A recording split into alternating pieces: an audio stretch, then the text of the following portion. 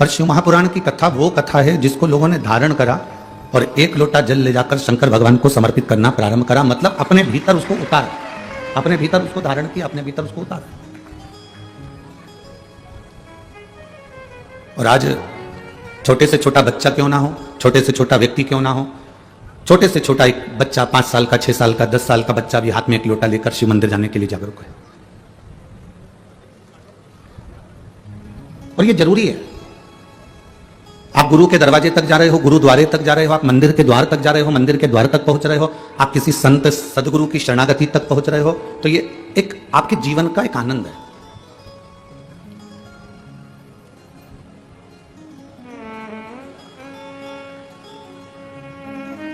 कोई किसी सदगुरु से पूछा कि हम मंदिर जाएंगे तो हमको क्या मिलेगा। हम मान लो मंदिर गए तो हमको क्या मिलेगा। एक सदगुरु से किसी ने पूछा, एक संत से, एक सदगुरु से, एक गुरु से, एक साधु से, एक तपस्वी से, एक साधक से, एक उपासक से किसी ने पूछा कि मान लो हम मंदिर गए, हम गुरुद्वारे तक गए, हम भगवान की चौखट तक गए, हम गुरु की चौखट तक गए, हम मंदिर देवालय शिवालय तक गए, तो हमको क्या मिलेगा। अब कोई कहे कि तुम्हें वहां भगवान मिल जाएगा, कोई कहेगा तुम्हें वहां गुरु का दर्शन मिल जाएगा, कोई कहे तुम्हें वहां पर प्रसाद मिल जाएगा, कोई कहे तुम्हें वहां पहुंचकर बहुत सारा वैभव मिल जाएगा, कोई कहे कि तुम गुरु के दरवाजे तक जाओगे, भगवान के दरवाजे तक जाओगे, गुरु के द्वार तक जाओगे तो तुम्हें बहुत सारा धन वैभव, सत्ता, पैसा, दौलत सब मिल जाएगी। तो ये शिव महापुराण की कथा नहीं कहती। शिव महापुराण की कथा कहती है जिस दिन आप भगवान के मंदिर, देवालय, शिवालय, गुरु के द्वार तक जिस दिन तुम जाना प्रारंभ कर देते हो, उस समय पर तुम्हारे मन में जब भगवान के दरवाजे पर, गुरु के द्वारे तक जाने का मन में जब विचार आ जाता है, तो ये समझ लेना कि धन दौलत तो एक कोने में पड़ा रहे, उस गुरु की और परमात्मा की जब दृष्टि हो जाती है तो आप ऐसे ही अरबपति बन जाते हो। करोड़पति की तो बात ही दूसरी। आप उसकी शरणागति के करीब में पहुंचो।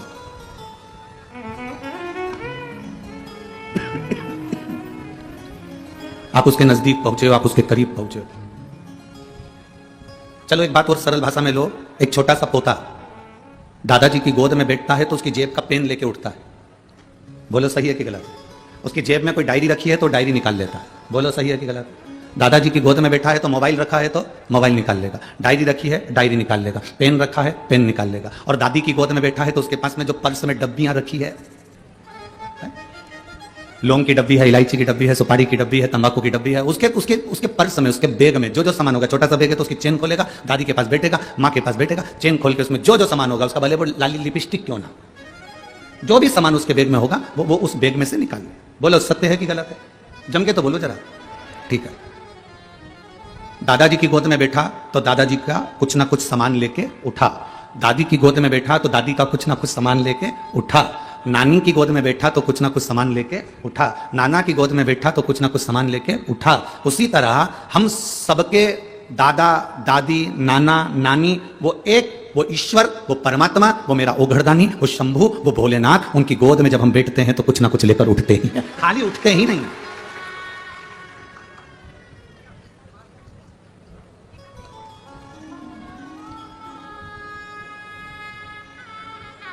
खाली नहीं उठते हम कुछ ना कुछ लेकर उठते। किसी गुरु की सेवा मिली है ना, गौ माता की सेवा मिली है ना, संत की सेवा मिली है, सदगुरु की सेवा मिली है, किसी को आप प्यासे को पानी पिला रहे हैं, भूखे को भोजन करा रहे हैं, वो सेवा यदि आपको मिली है उसका फल मिलता है। एक बार गुरु नानक देव अपने शिष्य के साथ में जा रहे थे और उन्होंने जाते जाते एक बहुत अंधेरा सा होने लगा। गुरु नानक देव जी ने कहा, बाले अब मुझे विश्राम करना है, तो कोई स्थान देख ले विश्राम करने का। बाले ने विश्राम करने का स्थान देखा और स्थान देखकर बाले ने कहा, गुरुजी विश्राम करने का स्थान तो है, स्थान तो है, पर एक टूटा सा झोपड़ा है, टूटा सा मकान है। गुरु नानक देव जी ने कहा, हमें ये मकान भी चलेगा, हमें ये झोपड़ा भी चलेगा। चलो, अब गुरु की दृष्टि में कोई जरूरी है कि महल होगा तो ही श्रेष्ठ होगा, झोपड़ा होगा तो भी श्रेष्ठ।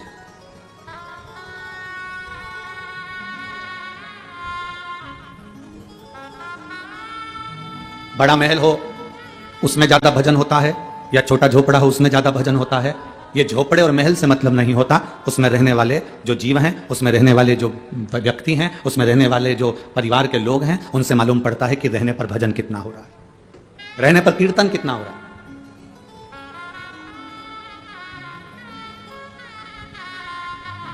उसमें रहने वाला भगवान की अविरल भक्ति को कितना धारण कर रहा है।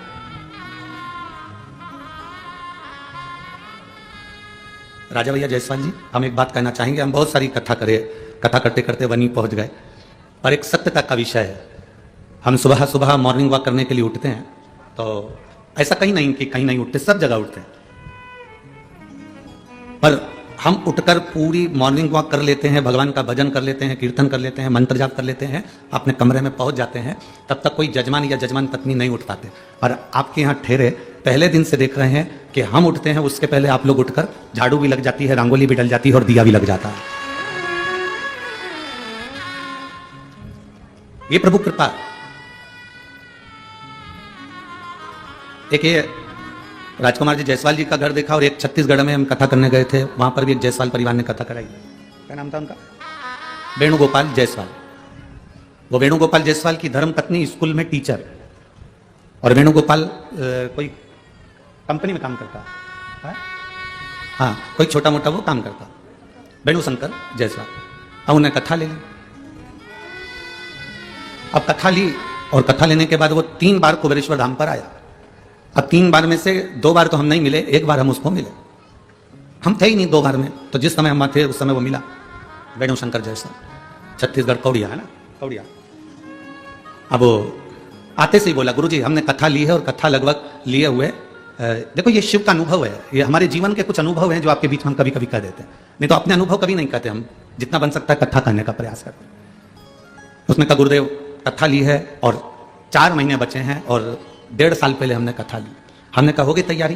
कहने लगा गुरुदेव पत्नी टीचर है और मैं एक जगह पर काम करता हूँ, साधारण सा मेरा परिवार। हमने कहा कथा का क्रम देख रहे हो, इतना बड़ा क्रम होता है, कितना पंडाल की व्यवस्था, मंच की व्यवस्था, साउंड की व्यवस्था, भोजन की व्यवस्था, बैठने की व्यवस्था कितनी होती है वेणुगोपाल जी? तो कहे गुरुजी पहले तो इतना नहीं था, पर अब देखकर तो बहुत थोड़ा सा लग रहा है। हमने कहा क्या चाहते हो? तो क्या बस कथा ली है, कथा हो जाए। हमने कहा विश्वास है ना तुमको कि भोलेनाथ कथा करने आएंगे और कथा करवाएंगे और कथा सुनेंगे? कहाँ पूरा है। तो हमने कहा बस बाबा से विनती करो और तैयारी करो।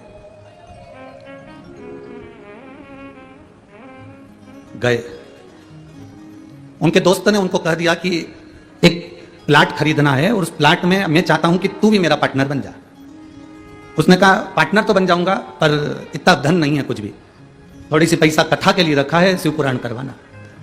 तो कहा जो शिव पुराण के लिए रखा है चल वही लगा दे उसमें से। वो शिव पुराण का थोड़ा वो जो इकट्ठा करके रखा था वो प्लाट में लगा था। वो प्लाट आ गया शहर के अंदर। शहर में ऐसी जगह आ गया कि उसको एक कंपनी को जरूरत पड़ गई। 4 महीने के अंदर ही कंपनी ने वो प्लाट करोड़ों में खरीद लिया, और करोड़ों में खरीदा और बाबा की कथा। एक विश्वास की दृढ़ता होती है, एक भरोसे की दृढ़ता होती है। आज किसी से भी पूछा जाए कि वेणुगोपाल जी क्या काम करते हैं, तो लोग कह देते हैं साहब उन्होंने एक शंकर का मंदिर बनवा दिया, उन्होंने एक धर्मशाला का निर्माण प्रारंभ करवा दिया, और प्रॉपर्टी का इतना बड़ा व्यापारी हो गया कि शहर में, छत्तीसगढ़ के उन शहरों में उसका आज तक नाम और वर्चस्व में चल रहा। ये बाबा देने वाला। आपका तो विश्वास दृढ़ है, आप भरोसे के साथ कहते हो कि हम आपसे भी कहते हैं, यहां जितने कथा सुनने आते हो बाबा से, तुम जब प्रार्थना करो, अपने दादा की जब गोद में बैठो, अपने बाबा की जब गोद में बैठो, तब उस समय तुम्हारा विश्वास इतना पक्का होना चाहिए कि शंकर कोई और नहीं, शंकर मेरा वो रब है, शंकर मेरा वो गुरु है, शंकर मेरा वो भाव है कि मैं उनकी गोद में जब बैठूंगा तो मेरा बाबा मुझे खाली नहीं छोड़ेगा, मैं उसकी गोद से जब उठूंगा तो कुछ ना कुछ लेकर उठूंगा।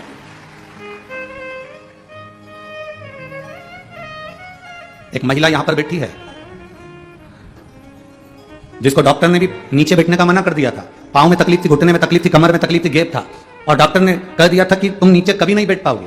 वो पहले दिन कथा सुनने के लिए आई थी तो साथ में स्टूल लेकर आई थी, और उसने सुना पहले दिन की कथा में कि अगर दिल से बैठकर सुन रहे हो तो जो मांगोगे, ये घुटने का दर्द, ये कमर दर्द, तो तुम हमें लिखकर भेजोगे। आज उसने पत्र भेजा। राधिका जोशी भद्रावती जिला चंद्रपुर से आई है। कहीं बैठी हो तो हाथ हिला देना। भद्रावती जिला चंद्रपुर। 3 साल से मेरे पैरों में तकलीफ थी। ऐसा कोई हॉस्पिटल नहीं है जिसमें मैंने इलाज नहीं करवाया। नीचे 3 साल से नहीं बैठ पाई थी। कहां है? हाथ हिलाओ एक बार। हाँ ठीक है, दिख गया। 3 साल से मैं नीचे नहीं बैठ पाई थी, पर पहले दिन की कथा में आपने जो वर्णन किया था, उसके बाद मैंने भी मन में सोच लिया भोलेनाथ मैं कल कथा सुनने के लिए आऊंगी। अगर तूने मुझे इतना बल दे दिया, मैं नीचे बैठकर कथा सुनना चालू कर दूं, मेरा पांव चलने लगेगा, तो मैं तेरी 7 दिन की कथा सुनूंगी। बाबा 2 से 3 दिन मैंने यहां कथा सुनी, और बाबा की कृपा से मेरे पैरों ने काम करना प्रारंभ करा। घर पर भी मैं नीचे बैठ सकती हूं और कथा में भी नीचे बैठ सकती हूं। ये शिव तत्व, बैठो बहन, शंभु शिव तत्व, ओ घड़ी शंभु है।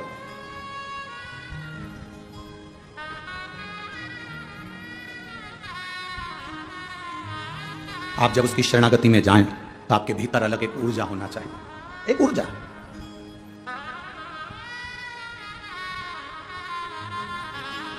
हम जिस नगर में, शहर में, सीहोर में रहते हैं, उस नगर में, शहर में, सीहोर में जिस रोड पर रहते हैं, वहां हमारे पास में डाकघर है, पोस्ट ऑफिस, और पीछे वाली रोड पर गुरुद्वारा।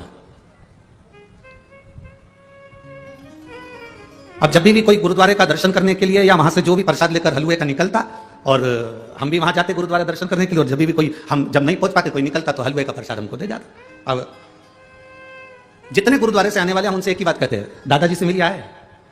तो वो मुस्कुरा कर कहते, गुरु जी तुम भी क्या बात करते हो, हम गुरुद्वारे गए थे, गुरु नानक देव जी के पास गए थे। हमने कहा वही तो दादा है, दादा के पास बैठोगे ना तो कुछ ना कुछ तो मिलेगा ना, जैसे हमको हलवा मिल जाता है, प्रसाद मिल जाता है, उसी तरह जब हम शिव के पास बैठते हैं, हम औघड़ी के पास बैठते हैं, हम किसी सदगुरु के पास बैठते हैं, हम किसी संत के पास बैठते हैं, तो हम खाली नहीं उठते। अगर किसी गुरु के पास में भी आप, भले गुरु ने तुमको प्रसाद नहीं दिया, भले गुरु ने तुमको कुछ नहीं दिया, भले गुरु ने तुमको एक शाल तक नहीं उड़ाया, एक माला तक नहीं दी, एक तुलसी का पत्ता भी नहीं दिया, एक रुद्राक्ष भी नहीं दिया, भले गुरु ने तुमको कुछ नहीं दिया, पर तुम गुरु के पास जाकर बैठे हो, मतलब तुम्हें कुछ ना कुछ, तुम चले भी गए तो मिलेगा। गुरु नानक देव जी ने कहा पता करो मुझे यहाँ विश्राम करना है। बाले ने पता करा, सामने झोपड़ी है, झोपड़ी में एक माता रहती है, वो माता के घर में अपन रुक सकते हैं, पर दिक्कत केवल इतनी सी है कि माता के घर में इतनी जगह नहीं है। मत होने दो, अपने को क्या करना है, थोड़ी सी जगह में रुकना, रुकने की तैयारी करो। झोपड़े में गुरु नानक देव जी रुके, झोपड़े में रुके, और झोपड़े में गुरु नानक देव जी रुककर जब वापिस चले, झोपड़े में रुककर जब गुरु नानक देव जी वापिस चले, जाने के बाद गुरु नानक देव जी से बाले ने कहा आप इसको कुछ दोगे नहीं? गुरु नानक देव जी ने कहा, रुक गए, प्रसाद पा लिया, बस चलो। अरे आप इतने बड़े गुरु हो, आप कुछ दोगे नहीं? गुरु नानक देव जी ने कहा बाले तो चल रहा है कि मैं जाऊं? गुरु नानक देव जी भगवान का राम नाम स्मरण कर चलते रहे, आगे बढ़े। 4 साल तक गुरु नानक देव जी उस गांव में नहीं गए। 4 साल के बाद गुरु नानक देव जी उस गांव में गए तो जहां झोपड़ा था वहां महल बना हुआ था, और बाले ने कहा गुरुदेव यहां महल? गुरु नानक देव जी से कहा पता करके आऊं वही बूढ़ी माँ रहती है कि कोई दूसरा रहता है? जब जाकर देखा तो वो बूढ़ी माँ गुरु नानक देव जी का इंतजार कर रही थी कि जिसने कदम रखकर मेरे झोपड़े को महल बना दिया वो गया कहां? वो गया कहां? आप शंकर जी के मंदिर में जाते हो तो आपके मन में आता है मैंने पशुपति व्रत करा, भगवान ने क्यों नहीं सुना, मैंने इतने साल जल चढ़ाया, मैं 4 महीने से भगवान को जल चढ़ा रही हूं, मैं 3 महीने से भगवान को जल चढ़ा रही हूं, मैं 6 महीने से भगवान को जल चढ़ा रही हूं, भगवान मेरी सुनता नहीं है। गुरु जी तुम तो झूठ बोलते हो कि भगवान सुनता है, मैं तो 5 महीने से चढ़ा रही हूं, मैं तो 3 महीने से चढ़ा रही हूं, मैंने तो 2 बार पशुपति व्रत कर लिया, मैंने तो 4 बार पशुपति व्रत कर लिया, मैंने तो 8 बार पशुपति व्रत कर लिया, मैंने तो ये कर लिया, मैंने तो बेलपत्री चढ़ा ली, भगवान मेरी सुनता नहीं है। गुरु जी तुम कहते हो भगवान सुनता है, मैं साल भर से भगवान को जल चढ़ा रही हूं, भगवान मेरी नहीं सुनता। आपसे निवेदन है, गुरु जी ने जल चढ़ाने का बोला और तुमने जल चढ़ाना प्रारंभ करा, तुमने जल चढ़ाना प्रारंभ करा, कोई तुमने पाप नहीं करा। अगर आज तुम खड्डा खोद रही हो, उसको खोदते जाओ, खोदते जाओ, खोदते जाओ, उस खड्डे में पानी जरूर निकलेगा, ये निश्चित है। उसको खोदना पड़ेगा, जाते जाओ, जाते जाओ, उसके दरवाजे से तुम्हें कृपा जरूर मिलेगी, उसकी दया जरूर होगी, उसकी कृपा दृष्टि जरूर होगी।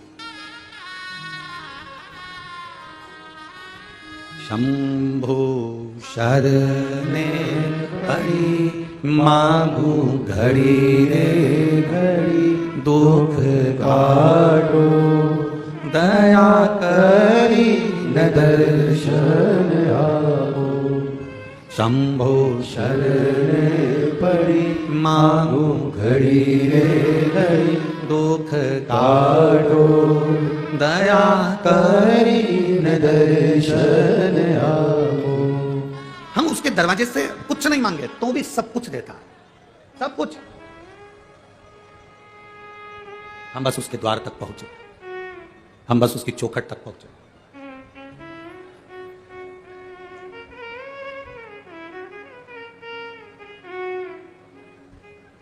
और जब हम उसके पास में जाकर बैठेंगे, जब हम उसके करीब में जाकर बैठेंगे तो वो देगा, देने में कमी नहीं रखेगा, कोई कमी वो देने में नहीं रखेगा। तेरे मंदिर में आना मेरा काम है और मेरी बिगड़ी बनाना, इनको बढ़ा दो बाबा। तेरे मंदिर में आना मेरा काम है और मेरी बिगड़ी बनाना तेरा काम। हम पहुंचे उसके दरवाजे पर, वो स्वीकार करेगा, आपको स्वीकार। कोई तुमसे कहे कि तू इतने समय से जल चढ़ा रही है, फायदा क्या हुआ? फायदा नहीं देखना।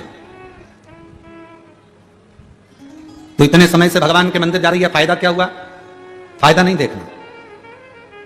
व्यापार थोड़ी ना कर रहे हो कि मुनाफा देखोगे या फायदा देखोगे या नुकसान देखोगे या लाभ देखोगे या हानि देखोगे। भगवान के मंदिर में जल चढ़ाना लाभ और हानि के लिए चढ़ा रहे हो क्या? अरे बोलो तो जम के, फायदे के लिए चढ़ा रहे हो कि ये फायदा होगा तो हम चढ़ाएंगे ना। चलो जाने दो, एक बात अच्छे से समझ लो, तुम इतने से थे, हम भी इतने से ही थे, मां की गोद में सोते थे, जन्म लिया था, मां हमको हॉस्पिटल लेकर चली गई, आपको भी आपकी माता हॉस्पिटल लेकर गई होगी, और हाथ में और यहां गोद गोद के इंजेक्शन लगाए जाते थे। बोलो याद है कि नहीं? आपका हाथ उठाकर देखना, थोड़ा सा कपड़ा उठाकर देखना, यहां निशान बना होगा तुम्हारे को जो इंजेक्शन लगे थे, जो टीके लगे थे, उसका लगे कि नहीं लगे? सब बोलो, ये सबके हाथ में टीका लगाए कि नहीं लगा, इंजेक्शन लगाए कि नहीं लगा? अब कोई माँ हॉस्पिटल में डॉक्टर से कह देता मेरे बच्चे को कोई बीमारी है क्या जो तुम इंजेक्शन लगा रहे हो, मेरे बच्चे को कोई टिटनेस का इंजेक्शन लगा रहे हो, चेचक का इंजेक्शन लगा रहे हो, कहीं पोलियो की दवा पिला रहे हो, मेरा बच्चा कोई पोलियो ग्रसित है क्या, मेरे बच्चे को कोई बीमारी है क्या, मेरे बच्चे को ऐसा है क्या? डॉक्टर क्या कहता है, देखो आज अगर इसको कष्ट हो गया, आज अगर इसको तकलीफ हो गई तो हो जान दो, 2-3 दिन बुखार आएगा, 2-3 दिन रोएगा, रात भर जागेगा, क्योंकि इंजेक्शन का टीके का दर्द होगा, तुम भी जागना पड़ेगा, टेंशन मत लो। अगर आज इंजेक्शन लग गए, आज अगर पोलियो की दवा पी ली, आज अगर चेचक के इंजेक्शन टीके लग गए, तो ये आखिरी तक, इसके मरते दम तक इसको ये बीमारी लौट कर नहीं आएगी, इसकी गारंटी हमारे पास। अब व्यक्ति कैसा हो गया? व्यक्ति कैसा है? एक्सीडेंट हो जाता है, हॉस्पिटल चले जाता है, महामृत्युंजय का पाठ चालू करता है, बोलो सत्य है? ब्लड प्रेशर गड़बड़ हो गया, कोमा में पड़ गया, तब महामृत्युंजय का पाठ चालू करता है। वेंटिलेटर पर पड़ा है, तब महामृत्युंजय का पाठ चालू करवाते हैं उसके घर के लोग, महामृत्युंजय का पाठ करवा, वो ठीक हो जाएगा, महामृत्युंजय का पाठ करवा, उसका एक्सीडेंट हो गया, महामृत्युंजय का अनुष्ठान करवा, उसके साथ ही हो गया। अर्थात अगर यही इंजेक्शन तुझे पहले लग गया होता, तू रोज 1 लोटा जल देवादिदेव महादेव को चढ़ा रहा होता, तू प्रतिदिन शंकर जी के मंदिर पर चढ़ा हुआ जल पी रहा होता, तो तुझे आज वेंटिलेटर पर पड़ा नहीं होना पड़ता। कोई आएगा नहीं आएगा, कोई तुम्हें संभालेगा नहीं संभालेगा, परंतु मेरा महादेव, मेरा शिव तुम्हें संभालने के लिए जरूर आएगा, मेरा शंकर, मेरा शिव तुम्हें संभालने के लिए जरूर आएगा, मेरा देवादिदेव महादेव तुम्हें संभालने के लिए जरूर आएगा। अगर तुम्हारा विश्वास दृढ़ है, तुम्हारा भरोसा पक्का है, तुम शिव के शिव तुम्हारा हो गया, तो फिर तुम्हें पीछे नहीं हटना, फिर तुम्हें नहीं सोचना, फिर तुम्हें टेंशन नहीं लेना। दर्पण में मुख नहीं होता, संसार में सुख नहीं होता, यह अंदाजा आपकी जिंदगी में लगाकर रखना। दर्पण में केवल मुख देखोगे तब तक मुख है, दर्पण में परमानेंट तुम्हारा मुख है क्या?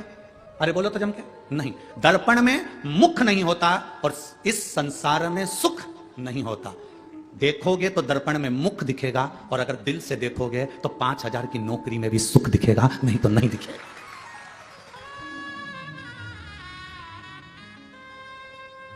दर्पण में परमानेंट मुख नहीं होता, देखोगे तब दिखेगा। संसार में सुख नहीं होता, देखोगे तो दिखेगा। आपने सोच लिया कि मैं 10,000 की नौकरी में भी सुखी हूं, मतलब आप सुखी हो, और कोई करोड़ों रुपए कमा ले और उसमें भी नहीं सुखी रहता, उसमें भी जिंदगी भर रोता रहता, तो उसमें सुख नहीं है।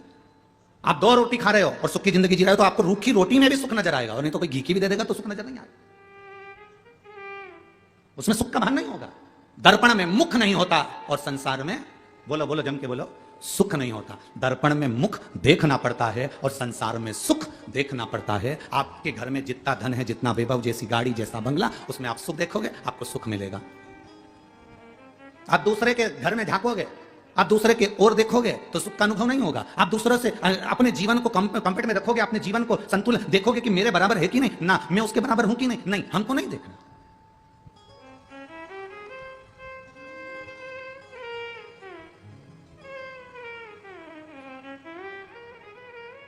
महाराज, हम जब भोले बाबा के चरणों में जाकर बैठते हैं, कुछ मत मांगा, कोई फायदे की बात हमने नहीं सोची, हम तो बस केवल उसके दरवाजे तक गए, हम तो केवल उसको जल चढ़ाने के लिए, हम तो केवल उसको 1 लोटा जल चढ़ाने के लिए पहुंचे। बाबा के उसकी मर्जी, तेरे मंदिर में आना मेरा काम है, मेरी बिगड़ी बनाना तेरा काम है, तेरी चौखट पर मैं आ ही गया, मुझे दर्शन दिखाना तेरा काम। हम उसकी चौखट तक पहुंच गए, आगे फिर उसकी मर्जी है, वो दर्शन देगा ना देगा, वो हमको संभालेगा ना संभालेगा।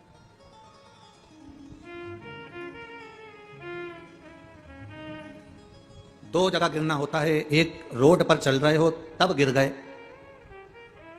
और एक मंदिर में दर्शन कर रहे हो तब गिर गए। 2 जगह गिरना, 2 जगह गिरने का क्रम, एक रोड पर चलते चलते गिर गए, एक मंदिर में गिर गए।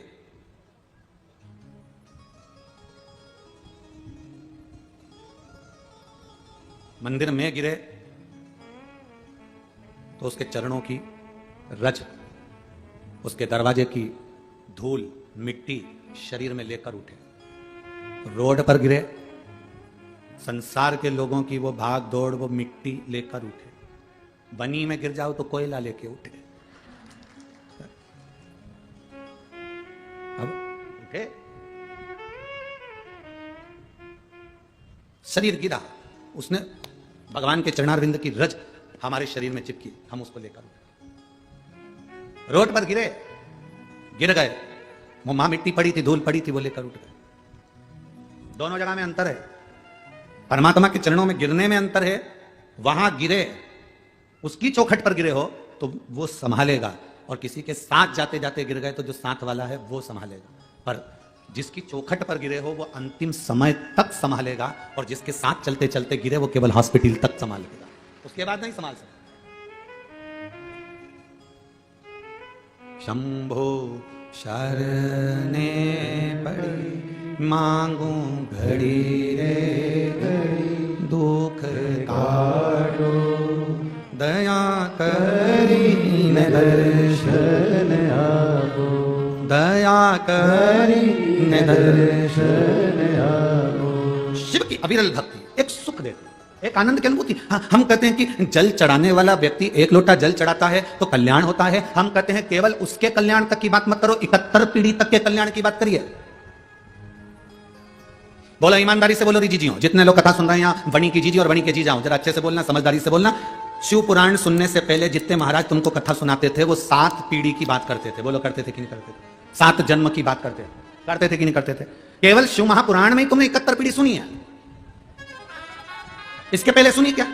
कि कोई भागवत में, रामायण में, गीता में वर्णन किया हो कि 71 पीढ़ी का वर्णन केवल शिव महापुराण के अंतर्गत, विदेश संहिता के अंतर्गत वर्णन किया गया कि ये। और अगर पुराण भी नहीं पढ़ सकते तो उज्जैन के ऋणमुक्तेश्वर मंदिर में जाओ, जहां पर पत्थर पर अंकित लिखा है कि शिव महापुराण की कथा का स्मरण करने वाला, सुनने वाला अपनी 71 पीढ़ी को तार देता है। यह वहां उज्जैन की भूमि पर भी लिखा हुआ। अगर शिव महापुराण को नहीं खोल सकते, नहीं पढ़ सकते, तो आप वहां पढ़िए।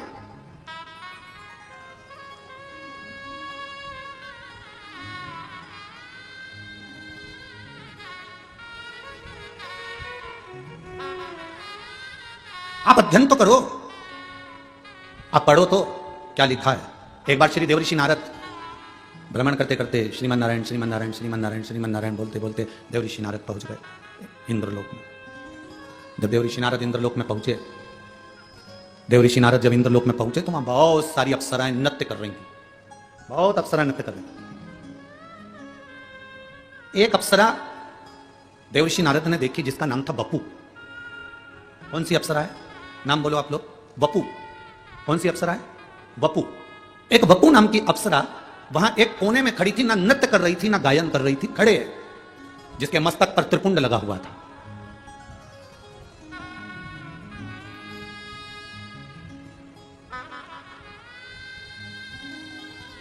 चालीस गांव की कथा में आपको कहा था, दुर्वासा ऋषि मस्तक पर त्रिपुंड धारण कर कर गए थे और नरक में घूमने के लिए गए थे। नरक में कुंभी पाक, नरक में कुंड में उन्होंने झांक लिया था। उनके मस्तक के त्रिपुंड की थोड़ी सी राख भभूति कुंड में गिर गई थी तो नरक में बेकुंठ उत्पन्न हो गया था। वो त्रिपुंड की भभूति में इतना दम था, शिवजी पे चढ़ी हुई भभूत में इतना दम था। आप लोगों से निवेदन है, आप रोज भभूति नहीं लगा सकते, आप रोज त्रिपुंड नहीं लगा सकते, आप रोज भगवान का चंदन मस्तक में नहीं लगा सकते, तो भगवान के ऊपर जो जल चढ़ता है उस जल को अपने ऊपर छीट लिया करो। 24 घंटे एनर्जी रहेगी, 24 घंटे बल।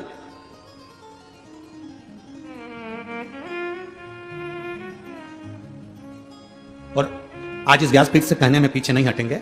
हम तो इतना जरूर कहेंगे, अगर कोई व्यक्ति बीमार है, हॉस्पिटल लेकर जा रहे हो, लग रहा है कि इसको बड़ी बीमारी की आशंका है, इसका किडनी लीवर डैमेज हो चुका है, इसको कहीं कैंसर जैसा रोग दिख रहा है, इसके शरीर में कोई ना कोई बड़ी बीमारी डॉक्टर बोल सकता है, तुम्हें लग रहा है कि घबराहट हो रही है, भय लग रहा है कि मैं डॉक्टर को दिखाने नागपुर जा रही हूं, मैं डॉक्टर को दिखाने के लिए चंद्रपुर जा रही हूं, मैं डॉक्टर को दिखाने के लिए यवतमाल जा रही हूं, मैं डॉक्टर को दिखाने के लिए यहां जा रही हूं, और तुम्हें लग रहा है कि कहीं कोई बड़ी बीमारी ना आए, तो हमारा निवेदन है, सबसे पहला काम करना, हॉस्पिटल डॉक्टर को दिखाने से पहले शंकर के मंदिर में जाना, एक लोटा जल समर्पित कर आचमन करना, एक बेलपत्री उठाना, तुम खाओ तो ठीक, ना खाओ तो ठीक, उसको पर्स में डालना या जेब में रखना और उसको लेकर हॉस्पिटल तक जाना और कुंदकेश्वर महादेव का नाम लेकर जाना। कभी बड़ी बीमारी नहीं कर सकती।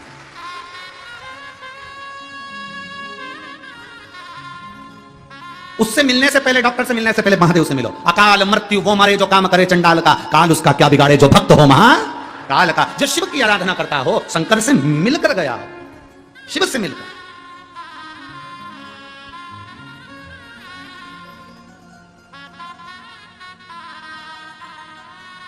बहुत बड़े डॉक्टर को फाइल दिखा दी, फिर छोटे छोटे डॉक्टरों से जाकर कह दो हम बड़े डॉक्टर मुंबई गए थे, वहां ये डॉक्टर को दिखाकर, बड़े हॉस्पिटल का नाम ले दो, हमने वहां दिखाया।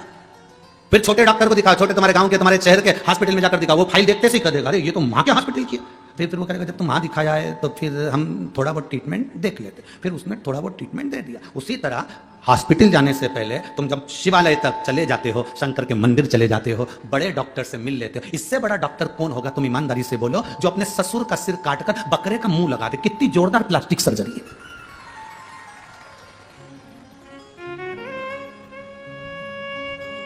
एक लड़के ने लिखकर भेजा, गुरुजी ये बताओ कि गणेश जी का सिर कटा तो शंकर भगवान ने गणेश जी का ही सिर क्यों नहीं जोड़ दिया वापस, हाथी का सिर क्यों जोड़ा? तो हमने कहा ये तो कोई भी कर लेगा, हाथ टूटा हाथ कोई भी जोड़ देगा, पर हाथ की जगह पांव तो लगा के बता, तब मालूम पड़ेगा कि सही सर्जरी हुई कि नहीं हुई। यहां से थोड़ी सी चमड़ी निकालकर यहां लगा दी, यहां का थोड़ा सा अंग निकालकर यहां लगा दिया, यह तो कोई भी कर सकता है। सिर कटा वही की वही सिर तो कोई भी जोड़ सकता है, पर दिक्कत जहां लोगों को लगती है, लोग कहते हैं सनातन धर्म पर उंगली उठाते उठाते तुम्हारे भगवान ने सिर काटा था, वही की वही सिर क्यों नहीं जोड़ दिया, हाथी का सिर क्यों लगाया। हमारा कहने का मतलब केवल इतना सा है, किसी मनुष्य के शरीर पर हाथी का मुंह जोड़कर समझे कि प्लास्टिक सर्जरी इसको कहते हैं, और वो भी जिंदा।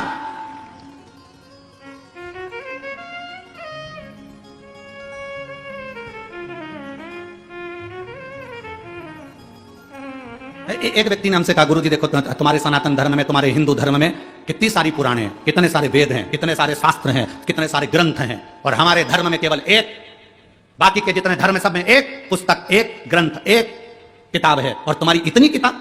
हमने उनसे कहा हम पूरी लाइब्रेरी लेकर चलते हैं, क्योंकि हम सनातन हिंदू हैं, पूरी लाइब्रेरी लेकर चलते हैं, साथ में होना चाहिए, लाइब्रेरी हमारी है। एक पुस्तक टांग कर क्या करें, लाइब्रेरी हमारी है। हम विष्णु पुराण भी पढ़ते हैं, हम गर्ग संहिता भी पढ़ते हैं, तो हम सब कुछ पढ़ते हैं, कोई चीज नहीं छोड़ते, कोई चीज क्या छोड़े।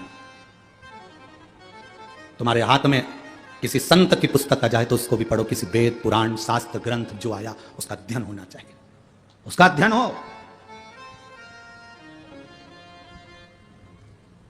अब वो समय नहीं रहा जिस समय में केवल एक कथा वाचना चालू कर दो, इनका जन्म यहां हुआ, उनका जन्म वहां हुआ, उन्होंने ये करा, उन्होंने वो करा, और कथा पूरी हो गई। 4 भजन सुना दिए, सब ताली बजवा दी, थोड़ा बहुत नाच लिए, कूद लिए, और कथा पूरी हो गई। शिव महापुराण में तो इतना समय भी नहीं होता कि एक भजन की जगह 2 भजन गा लिया जाए, एक भजन के लिए भी थोड़ा सा समय बीच में फंसाना पड़ता है, तब जाकर कोई भजन हो पाता है, नहीं तो वो कथा इतनी लंबी तक चल जाती है कि आपके भीतर शिव तत्व कैसे प्राप्त हो।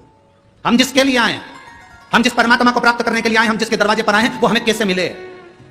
हम गुरु के दरवाजे पर जाएं, और उस गुरु के दरवाजे पर जाएं, तो हम अगर गुरु के दरवाजे पर पहुंचे, भले हमारा गुरु वहां सामने नहीं हो, पर गुरु ग्रंथ भी अगर वहां पर है, तो उस ग्रंथ में गुरु का दर्शन होना चाहिए। उस ग्रंथ में गुरु का दर्शन हो तो समझ लेना कि तुम्हारा गुरु के दरवाजे जाना सार्थक हुआ, तुम्हारा गुरुद्वारे जाना सार्थक हुआ। तुम मंदिर में जाओ, और मंदिर में जाने के बाद तुम अगर भगवान को जल चढ़ाते समय तुम्हारे भीतर की इंद्रियां आनंदित ना हो जाए, तो तुम्हारा फिर मंदिर जाना व्यर्थ है। मैं आनंदित होना चाहिए कि मैंने जल चढ़ाया तो मेरी इंद्रियां आनंदित हुई। बपू खड़ी है, इंद्रलोक की सारी अप्सराओं में अलग खड़ी है, सिर पर त्रिपुंड लगा हुआ है, चंदन का तिलक लगाया हुआ, कंकु का तिलक लगाया हुआ, सिर पर थोड़ा सा तिलक लगाया हुआ व्यक्ति अलग दिख जाता है। पूरी ट्रेन में, ट्रेन के अंदर लोग चढ़े हुए हैं, और अगर आप तिलक लगाकर चढ़ गए हो तो यह पक्का है कोई ना कोई तुमको ऐसा मिल जाएगा जो थोड़ी सी जगह देकर सीट पर बिठाई देगा। तिलक का यह फर्क पड़ता है।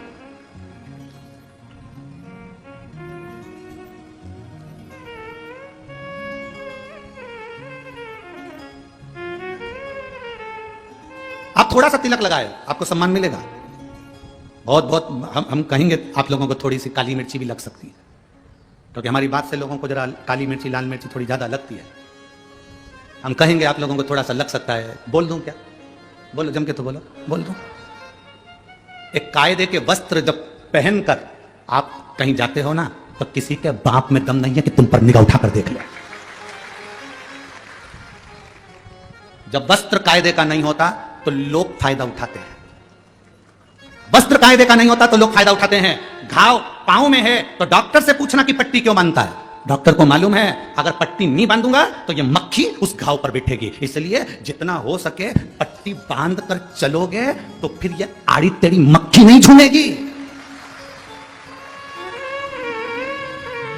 मक्खी झूमती तब है जब घाव दिखते हैं, जब हमारा शरीर नजर आता है।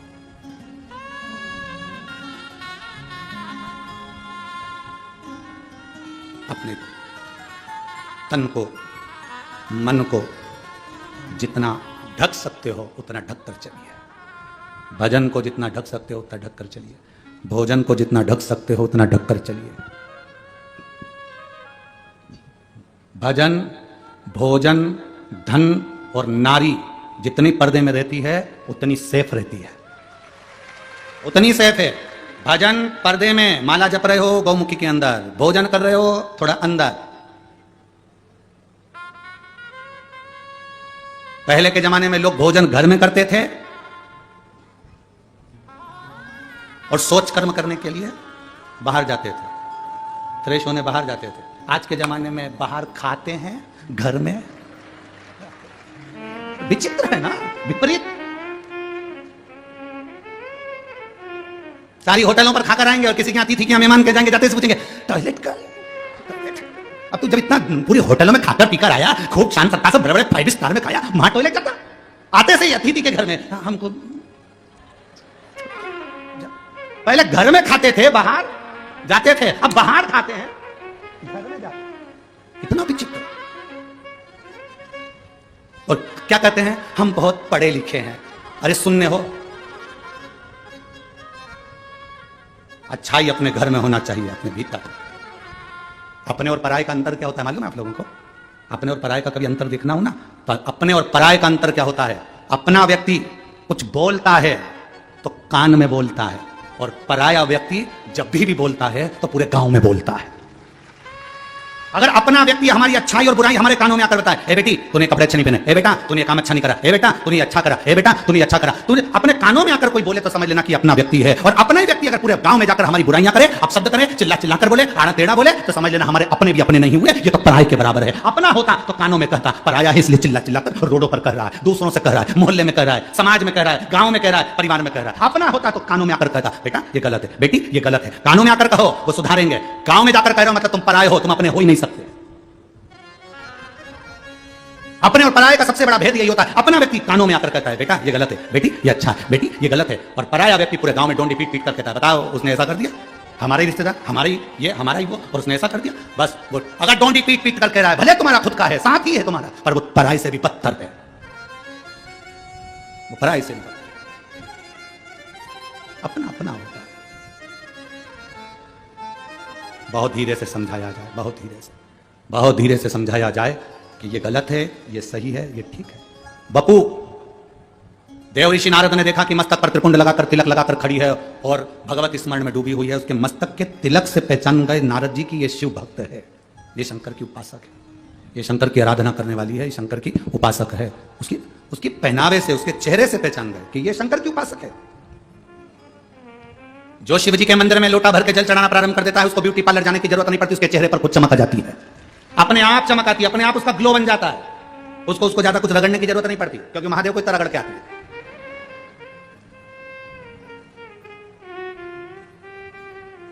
33 कोटि देवताओं के मंदिर में सबसे ज्यादा चकाचक आज के जमाने में महादेव ही हैं। हर सोमवार को 3 तरह का प्रसाद आ जाता है, और खूब आनंद में सुबह से लेकर शाम तक नहाते रहते हैं। और शिवरात्रि पड़ गई या प्रदोष पड़ गई तो रात को भी नहाते रहते हैं, आराम से बैठे हैं। इसलिए पार्वती भी उनसे दूर हाथ जोड़ के बैठी, नहाते रहो, नहाते रहो, हाथ जोड़ के पीछे बैठी है। नंदी भी बाहर है, नंदी ने कहा हम तुम्हारे चक्कर में कभी नहीं पड़ेंगे, ज्यादा पानी हम पे चढ़ गया तो बीमार पड़ जाएंगे, तुम ही नहाओ। गणेश जी कार्तिकेय भी साइड में, पिताजी हैप्पी फादर्स डे, तुम ही नहाओ, हम पीछे, वो भी नहीं जाता। अकेले महादेव अलमस्त, अकेले। जब तुम घर से फ्री हो जाते हो, लोटा भर कर जाते हो, हर हर श्री शिवाय बोल बम का नारा है, सारी समस्या का हल। और बाबा को प्रणाम कर कर नंदी के कानों में बोलकर, नंदी शाम को महादेव जी को घुमाने ले जाए तो बनी में कोयले की खदान के पास मेरा ही घर है, अच्छे से रुक जाना, नहीं तो कोयले में आग लगा के धुआं करके रोक लोगे। तो नंदी हाथ, ठीक शिव वो घड़ी है शंभू। और मेरे भोले तेरा सहारा है, मेरे भोले तेरा सहारा है, मेरी नैया का तो किनारा है, मेरी नैया का तो किनारा है। ये शिव तत्व है। ओ घड़ी शंभू, चेहरे से पहचान बन जाती है कि शंकर का भक्त है, ये शिव का उपासक है। शिव महापुराण तो यहां तक कहती है, अगर शंकर के मंदिर भी ना गए हो तो कोई शंकर के भक्त का केवल दीदार कर लो तो शंकर की आराधना पूर्ण हो जाती है, शिव की आराधना पूर्ण हो गई। शिव की भक्ति पूर्ण। कुछ मत मांगो, बैठे हो तो भी सब कुछ दे देगा। ये 7 मार्च से 13 मार्च तक कुबेरेश्वर धाम सीहोर में रुद्राक्ष उत्सव है। अभी 15 फरवरी तक रुद्राक्ष सीहोर में बटेंगे, उसके बाद में फिर रुद्राक्ष बटना बंद हो जाएंगे, फिर 15 मई से चालू होंगे, क्योंकि बीच में रुद्राक्ष उत्सव है, तो उसकी तैयारी करना, व्यवस्था करना। और जो शिवजी के अभिषेक के जो रुद्राक्ष 2 साल के रखे हुए थे वो सारे के सारे बटकर पूर्ण हो गए। 15 तारीख तक शायद पूरे के पूरे ही समाप्त हो जाएंगे। तो अब जितने रुद्राक्ष उत्सव के रुद्राक्ष थे वो तो पूर्ण हो गए। अब वापिस रुद्राक्ष उत्सव में वो अभिषेक कर पूजन कर जो रुद्राक्ष लाखों आते हैं उन सबको शिवलिंग के अंदर भरकर फिर उसको वापिस सिद्ध कर वापिस सब लोगों को दिए जाते हैं। अब उस बीच में रुद्राक्ष बटना तो बंद रहेगा। अब लोग सोचें कि रुद्राक्ष तो मिलेगा नहीं, हम सीहोर कथा सुनने के लिए, हमारा निवेदन है आप उस कंकर शंकर की धरा पर 7 दिन 5 दिन 3 दिन 2 दिन 4 दिन बैठकर एक रात्रि विश्राम कर जब आप कथा सुनेंगे, बैग भले कैसा भी लेकर आओगे, पर यह विश्वास से कहते हैं कि अगली बार आओगे तो उसमें एक बैग तुम्हारा धन से भी भरा होगा जो तुम बाबा के ऊपर लुटा कर जाओगे। क्योंकि कुबेरेश्वर धाम का एक नियम है, जो आता है वो 3 महीने में वापिस जाता है। आप में से कई बैठे होंगे जो एक बार नहीं कम से कम 2-3 बार हो जाए होंगे, जो एक बार नहीं कम से कम 2 बार तो गए होंगे कुबेरेश्वर धाम, कम से कम 2 बार गए होंगे। आप में कई बैठे होंगे जो एक बार नहीं कम से कम 2 बार होकर आए होंगे, क्योंकि एक बार जो जाता है वो दूसरी बार फिर बुलाता है। 7 मार्च से 13 मार्च तक रुद्राक्ष उत्सव में भले रुद्राक्ष ना मिले, पर प्रयास करना परिवार के साथ, कुटुंब के साथ, घर के साथ, दोस्तों के साथ, सहेलियों के साथ अपना डेरा कुबेरेश्वर धाम पर हम 7 दिन 5 दिन 3 दिन 2 दिन बैठकर कथा कर तत्व ग्रहण करें। उस कंकर शंकर की भूमि पर रहें जो 12 ज्योतिर्लिंग के बीच में है, और वहां रहकर हम कथा और शिव पुराण का आनंद लेकर श्री शिवाय नमस्तुभ्यं कहकर बाबा से अपने दिल की बात कहें। रुद्राक्ष तो मिल जाएगा, बाबा चाहेगा तो कभी भी प्राप्त होगा, पर कथा कुबेरेश्वर धाम पर साल में केवल एक ही दिन एक ही बार प्राप्त होती है, जिसके लिए लोग तरसते हैं और वहां कर बैठकर कथा का रसतत्व ग्रहण करते हैं। उसको सुनना है हमको, उसको धारण करना है हमको। और तुम आओगे, तुम तो भगवान की कथा लेने के लिए आ रहे हो, कथा सुनने के लिए आ रहे हो, अपनी झोली भरने के लिए आ रहे हो, चोटे भी बहुत आएंगे। और सावधान इंडिया मैं वनी के यहाँ के कलेक्टर महोदय को, एसपी डीएसपी कमिश्नर, यहाँ के एसडीएम, यहाँ के टीआई और यहाँ के सारे प्रशासनिक अधिकारियों को धन्यवाद दूंगा, जिन्होंने कथा के 1 दिन पहले ही यहाँ इतने चोर लोग आ गए थे चेन और मंगलसूत्र काटने वाले, 7 को उन्होंने बस में भर लिया और जेल में बंद कर दिया। मैं धन्यवाद दूंगा यहाँ की पूरी प्रशासन को, बहुत बहुत साधुवाद। और आपसे निवेदन है, जितने लोग कुबेरेश्वर धाम आने वाले हैं, आपसे निवेदन है वहां पर सोना चांदी लेकर मत आना, क्योंकि मेरा कुबेर भंडारी डायमंड है। तुम्हारा सोना चांदी लेकर मत आना, मेरा कुबेर भंडारी पारस मणि है। पारस मणि जानते हो, जिसको छूता है लोहे को भी सोना कर देता है। तो तुम आना, छूना, सोने होकर चले जाना। बाद में 3 महीने बाद फिर आकर कुबेरेश्वर धाम पर बताना कि बाबा ने दिया कि नहीं दिया। तुम सोना चांदी लेकर मत आना, तुम्हारी अंबानियां लेकर मत आना, तुम्हारा जेवर आभूषण और महंगा वाला मोबाइल लेकर मत आना। तुम तो जिसपे तुम्हारा फोटो अच्छे से खींच सको बस वो लिया, बाकी के जाने। हमें करना क्या, भजन और स्मरण, भक्ति, अविरल भक्ति को। तुम्हारे चेहरे का तेज बताएगा कि तुमने शिव तत्व कितना प्राप्त करा। बपू अप्सरा इंद्रलोक में साइड में खड़ी है, सिर पर त्रिपुंड लगाए, नारद जी पहचान गए ये कोई साधारण नहीं, ये शिव की उपासक है, ये शंकर की उपासक है। और पहचान ऐसे ही होती है हमारा, कैसे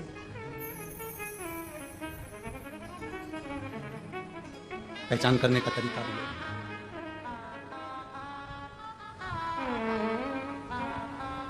और होके नंदी पे सवार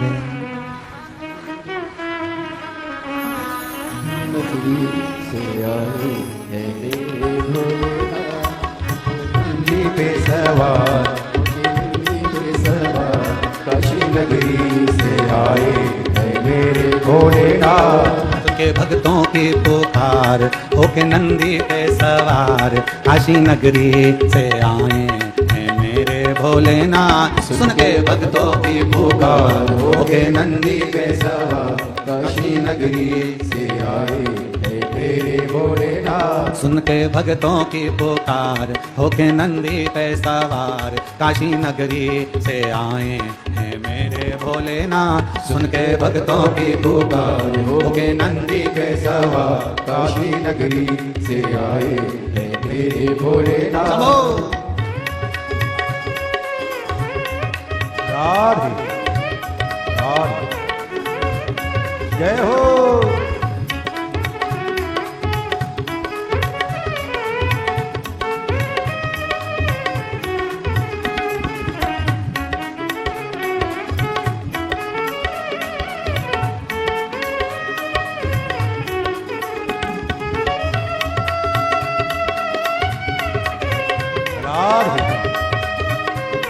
हरि बोल।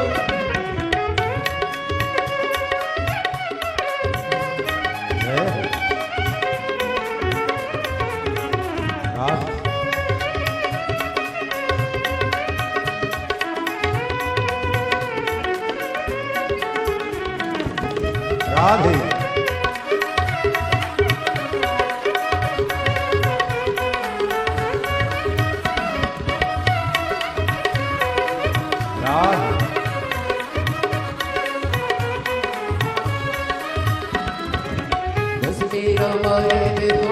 डमरू बजाए कैसा निराला भोले रूप सजाए। बस मेरा रमाए देखो डमरू बजाए कैसा निराला भोले रूप बजाए।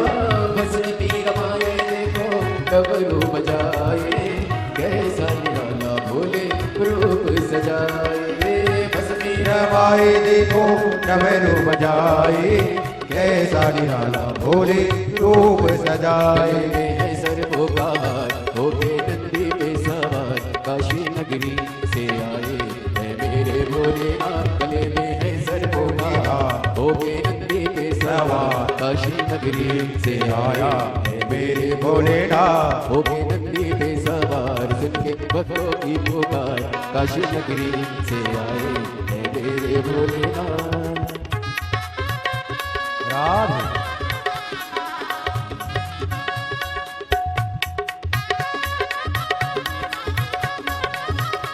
हरि बोल।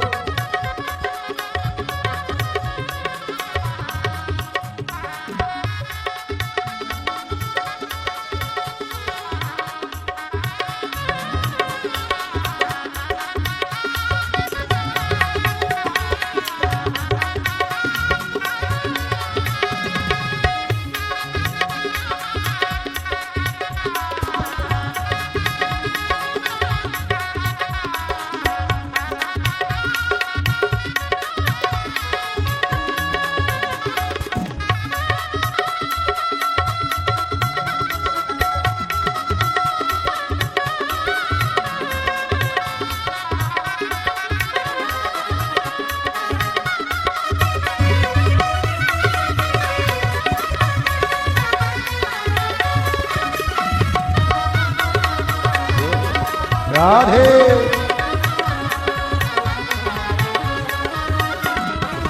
मृगशाला पहने भोले जटाओं में गंगा जब जब चमकता है माथे पे चंदा। ओ रंगशाला पहने भोले जटाओं में गंगा चम चम चमकता है माथे पे चंदा।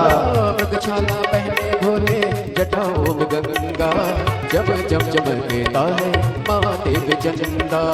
रंगशाला पहने भोले जटाओं में गंगा चम चम चमकता है माथे पे चंदा। गौरा मैया करे सिगार होके नंदी पे सवार काशी नगरी से आए है मेरे भोलेनाथ। उनके भक्तों की पुकार होके नंदी पे सवार काशी नगरी से आए हे मेरे भोलेनाथ।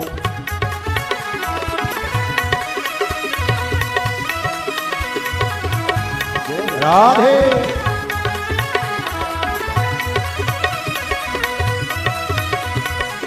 हरि बोल। राधे हे शंभो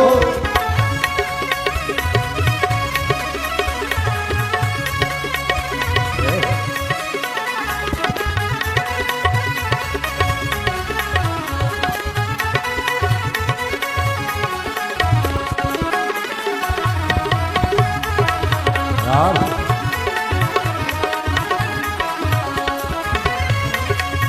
राधे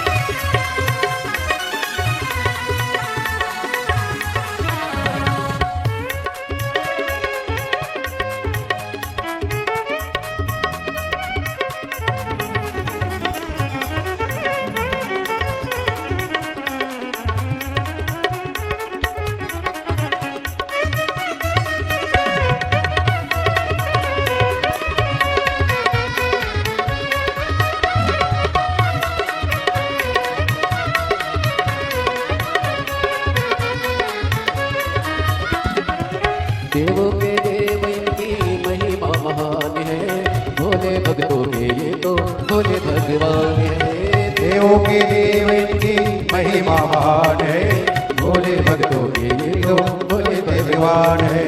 देवों के देव इनकी महिमा महान है, भोले भक्तों के ये तो भोले भगवान है। देवों के देव इनकी महिमा महान है, भोले भक्तों के ये तो भोले भगवान है।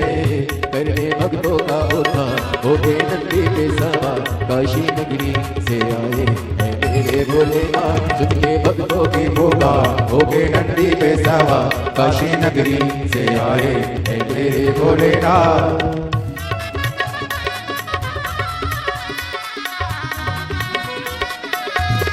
भोले राधे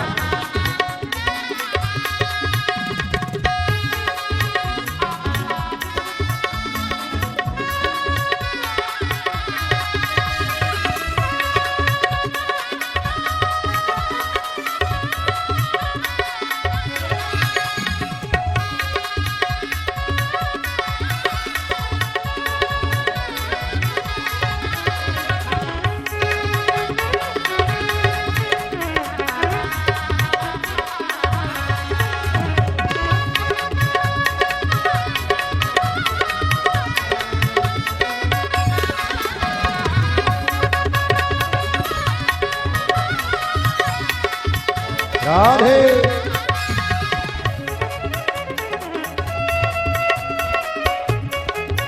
भाई वो जय हो।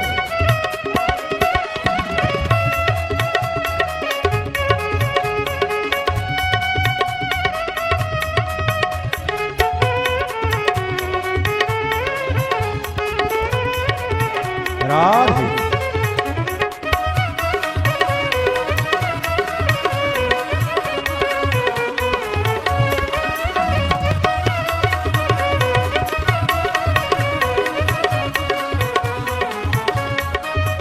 सुन के भक्तों की पुकार होके नंदी पे सवार, काशी नगरी से आए हैं मेरे भोलेनाथ। सुन के भक्तों की पुकार होके नंदी पे सवार, काशी नगरी से आए हैं मेरे भोलेनाथ। काशी नगरी से आए हैं मेरे भोलेनाथ। काशी नगरी से आए हैं मेरे भोलेनाथ। काशी नगरी से आए हैं मेरे भोलेनाथ। काशी नगरी से आए हैं मेरे भोलेनाथ। आहार महान अपने स्थान पर बैठकर भगवान शिव से अपने मन की बात बड़े भावों के साथ दिल से हृदय से प्रार्थना करिए।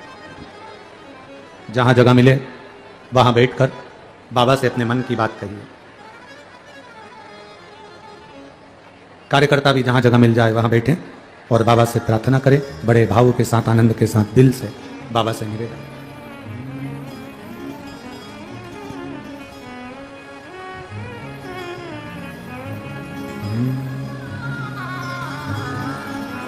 श्री शिवाय नमस्तुभ्यं।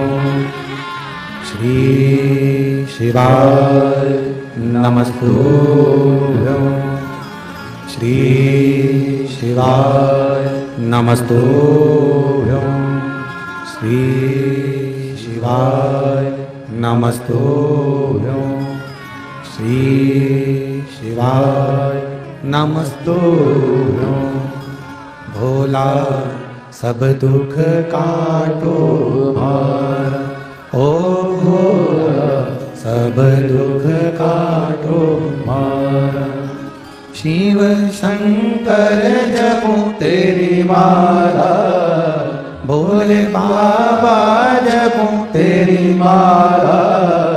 भोला सब दुख काटो मारा, ओ भोला सब दुख काटो मारा। वेश है मंगल मंगलकारी, वेश है मंगल मंगलकारी। शमशान वासी हमारा, शमशान वासी हमारा। ओ भोला सब दुख काटो मारा, ओ भोला सब दुख काटो मान। भगवान देव अधिदेव महादेव का चरित्र कह रहा है। शिव पुराण कहती है देव ऋषि नारद बपू के पास में गए। बपू अप्सरा के पास में देव ऋषि नारद ने जाकर कहा,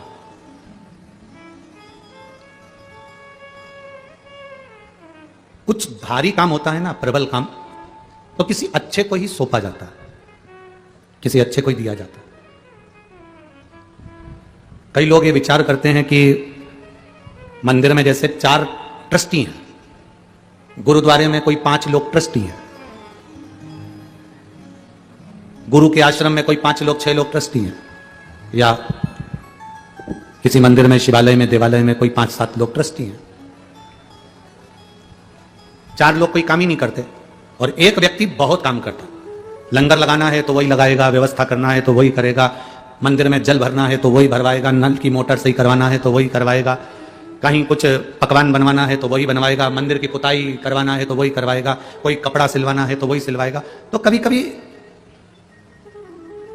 उसकी पत्नी उससे कहती है, तुम फ्री हो क्या? इतने सारे ट्रस्टी हैं, इतने सारे काम करने वाले हैं, इनको कोई काम नहीं मिलता और आप ही आपको काम करना पड़ता। पत्नी को खुश होना चाहिए।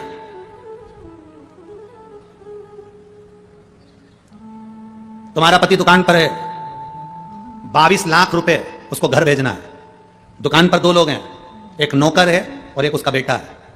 किसके हाथ भेजेगा? जम के बोलो जरा। नौकर के हाथ भेज देगा? किसके हाथ भेजेगा? बेटे के हाथ। मंदिर में, शिवालय में, देवालय में, गुरुद्वारे में, संत के यहां, गुरु के यहां, किसी मंदिर, देवालय, तीर्थ में अगर तुम्हें सेवा करने का मौका मिल रहा है, यदि तुम्हारा शरीर इस काम के लायक है कि भगवान के मंदिर में झाड़ू तुझे लगवाना है, पुछाई तुझे करवाना है, ये काम तुझे करवाना है, लंगर तुझे लगवाना है, भंडारे तुझे चलवाना है, तो तुम अगर ऐसा काम कर रहे हो तो ये मानकर चलना तुम महादेव के बेटे हो, इसलिए तुम पर काम अच्छा सौंपा गया। काम तुम्हारे लिए अच्छा, रिटर्न बढ़ा दे बाबा, रिटर्न बढ़ाओ। काम अच्छा सौंपा गया। तुमको अच्छा अगर काम दिया गया है तो समझना कि तुम बाबा के पुत्र हो, तुम बाबा के बेटे हो।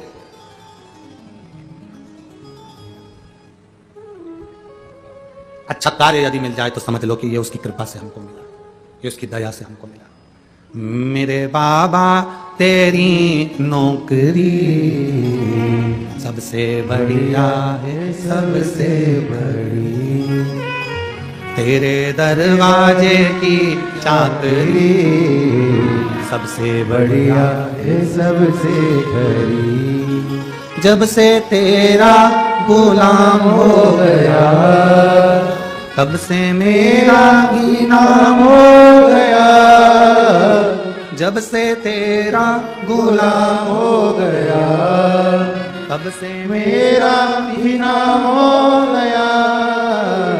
वरना औकात क्या थी मेरी, वरना औकात क्या थी मेरी, सबसे बढ़िया है, सबसे बड़ी।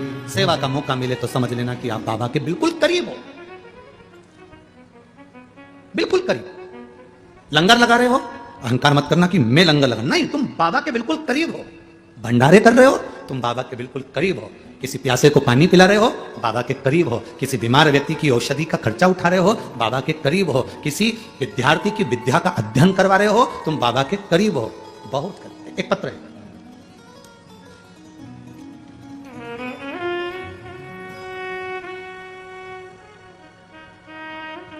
मेरा नाम पमार चंदा सिंह, ग्राम निवासी सालीवाड़ा, मंडल उटनूर, जिला आदिलाबाद, तेलंगाना। कहीं बैठे हैं? आदिलाबाद, तेलंगाना से आए। आप दोनों ही हैं? ऐसा हाथ हिला देगा। पहले तो आपको बहुत बहुत बधाई। हम आदिलाबाद, तेलंगाना के निवासी हैं। हमारा मोबाइल नंबर ये है। मेरा नाम पमार चंद्र सिंह, ग्राम निवासी सालीवाड़ा, आदिलाबाद, तेलंगाना से हैं। बाबा, शिव जी की पूजन का फल क्या होता है?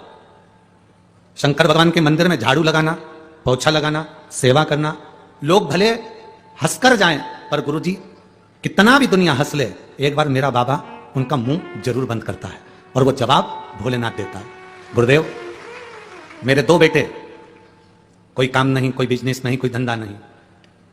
आपकी कथा सुनकर बस मैंने एक काम चालू करा, शिव जी के मंदिर में सुबह 5 बजे से जाना, झाड़ू लगाना, पोछा लगाना, लोटा भर के जल चढ़ाना। बाबा से बस एक काम ना करता था कि मेरी जिंदगी में मैं कुछ नहीं कर पाया पर मेरे दोनों बेटे गवर्नमेंट जॉब में लग जाएं, ऐसी कृपा करना बाबा। मेरे दोनों बेटे गवर्नमेंट जॉब में लग जाएं, बस इतनी कृपा बाबा करना, और कुछ नहीं चाहिए। आप कहते हो गुरुजी बाबा सुनता है, बहुत टाइम लगता है, लोगों की फाइल मोटी होती है, पर मैं कहता हूं बाबा के मंदिर में अगर दिल से जिसने सेवा करी, बाबा उसको तनख्वाह जरूर देता है, क्योंकि उसके दरवाजे की नौकरी कभी खाली नहीं जाती। मेरे बाबा ने ऐसी कृपा कर दी, मेरा बड़ा बेटा CISF में सर्विस कर रहा है, ड्यूटी पर तैनात हो गया, 23/12/2022 को उसकी नौकरी लग गई, और दूसरा बेटा मेरा बाबा की कृपा से ITBP में नौकरी कर रहा है, और मैं बाबा को यहाँ दंडवत प्रणाम करने के लिए आया हूं। मेरे दोनों बेटे बाबा ने गवर्नमेंट जॉब में लगा दिए, और दोनों पर मेरे बाबा की कृपा है, मैं दोनों का फोटो लगा रहा हूं। ये शिव तत्व है। बधाई बाबू आपको, एक बार हाथ हिला दो दोनों। श्री शिवाय नमस्तुभ्यम। बैठिए। शिव तत्व होता ही ऐसा। अब दिल से उससे मांगते हैं, दिल से कहते हैं, वो दिल से। एक पत्र और है,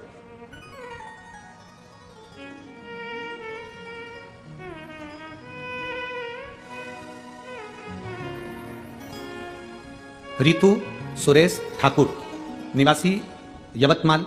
मोबाइल नंबर ये है, रितु सुरेश ठाकुर, निवासी यवतमाल। कहीं बैठे हो तो आप ही हैं, एक हाथ हिला दो ऐसा। यवतमाल मोबाइल नंबर मेरा बाबा के। ये वर्णन क्या गुणगान करूं गुरुदेव। बहुत साल से प्रयत्न कर रहे थे, सरकारी जॉब नहीं लग रही थी, पूरी उम्मीदें छोड़ दी थी।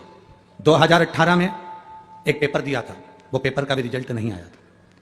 अब टीवी के ऊपर किसी ने कथा सुनी, और उस बहन ने हमसे कहा आप अगर मंदिर में जाकर कुछ नहीं कर सकते तो बैठ जाया करो। सियोर वाला महाराज कहता है अगर बैठ कर भी आपने उससे प्रार्थना करी तो सुनेगा, और मंदिर की झाड़ू लगा दिया करो। हमने मंदिर की झाड़ू लगाना प्रारंभ करी। बाबा का मैं क्या गुणगान करूं गुरुदेव, जो 2018 में एग्जाम दिया था, सब तरह से वो एग्जाम निष्फल था, उसका कोई रिजल्ट नहीं आना था, पर बाबा की झाड़ू लगाने का क्या फल ये मिलता है। 2023 को बाबा ने ऐसी कृपा करी कि हमारा जॉब लगा, और आज मैं गवर्नमेंट जॉब में नौकरी कर रही। मैं बाबा को यहाँ धन्यवाद देने के लिए, एक बार हाथ हिला दो ऐसा। श्री शिवाय नमस्तुभ्यम। बैठिए बहन, साधुवाद आपको। शिव तत्व होता ही ऐसा।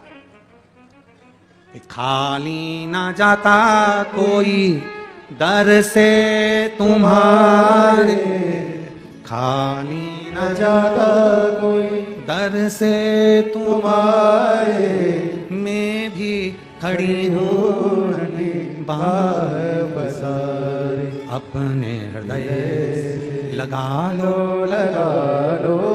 गिरा जा रहा हो, उठा लो। शिव से प्रार्थना करें। एक पत्र और भेजा है, वो पढ़ लो, सुन लो।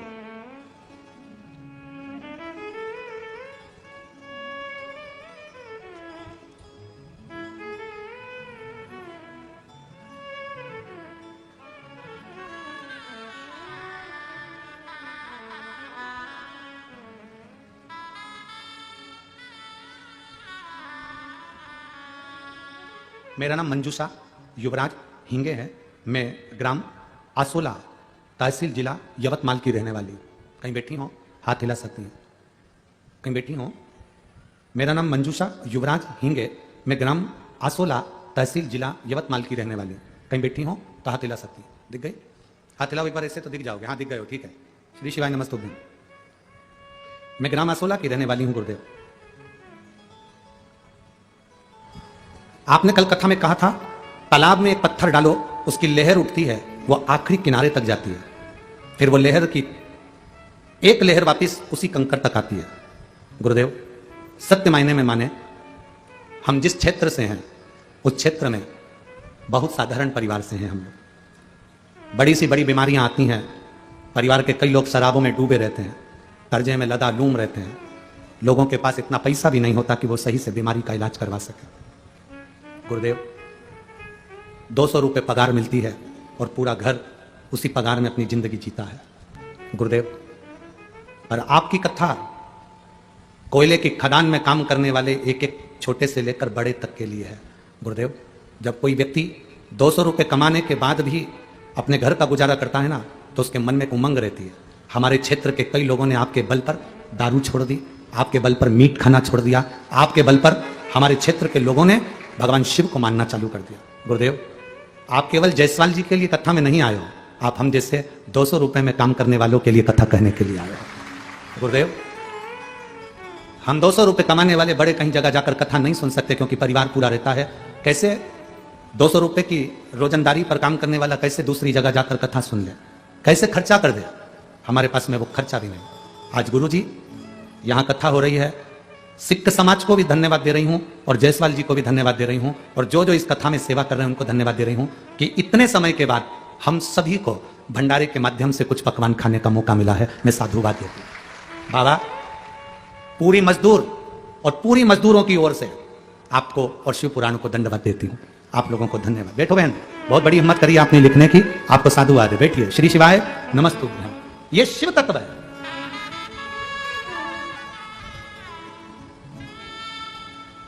आज हमको अच्छा लगा, जायसवाल जी, राजा भैया, बड़ी खुशी हुई।